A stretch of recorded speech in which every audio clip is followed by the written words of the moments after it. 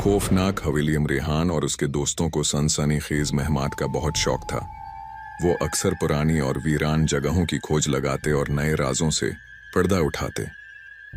एक दिन गांव के बुजुर्गों से उन्हें एक अजीब कहानी सुनने को मिली। कहा जाता था कि जंगल के किनारे एक पुरानी और सुनसान हवेली है, जहां रात के वक्त अजीब और गरीब आवाजें सुनाई देती हैं और बाज औकात खिड़कियों से मध्यम रोशनी भी नजर आती है। लोगों का मानना था कि वहां कोई आसीब या भूत रहता है। इसी वजह से कोई भी उस हवेली के करीब जाने की हिम्मत नहीं करता था।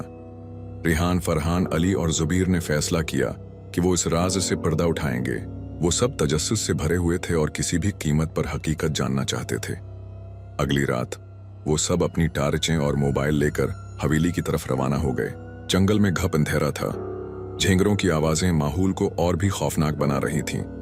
जैसे ही वो हवेली के करीब पहुंचे, इन्हें महसूस हुआ जैसे कोई उन्हें देख रहा हो। लेकिन उन्होंने अपनी हिम्मत जमा की और आहिस्ता आहिस्ता आगे बढ़ने लगे।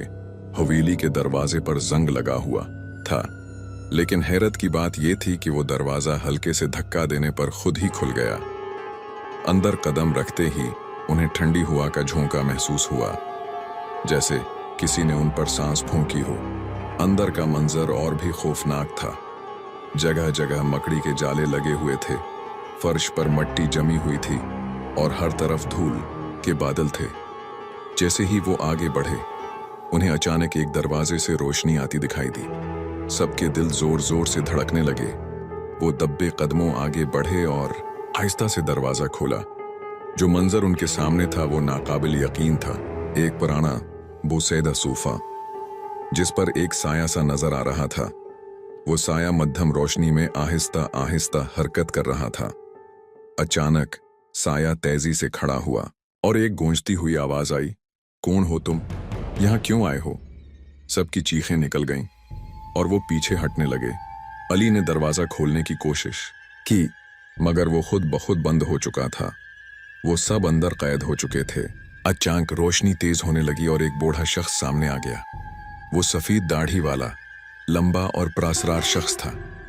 बूढ़े ने एक गहरी सांस ली और बोला, डरने की जरूरत नहीं, मैं उस हवेली का मुहाफिज हूं। यहां कोई भूत नहीं, सिर्फ लोग अपनी बेवकूफी की वजह से अफवाहें फैलाते हैं। यह सुनकर सबने सुकून का सांस लिया, लेकिन जैसे ही वो बाहर निकलने लगे, बूढ़ा शख्स प्रासरार अंदाज में मुस्कुराया और बोला, लेकिन एक राज है जो अभी तक किसी को मालूम नहीं। रेहान और उसके दोस्त हैरानी से उसकी तरफ देखने लगे। वो राज क्या था? क्या वाकई इस हवेली में कोई और मखलूक मौजूद थी? इस सवाल का जवाब जानने के लिए उन्हें दोबारा हवेली में वापस आना था। जारी है या शायद नहीं।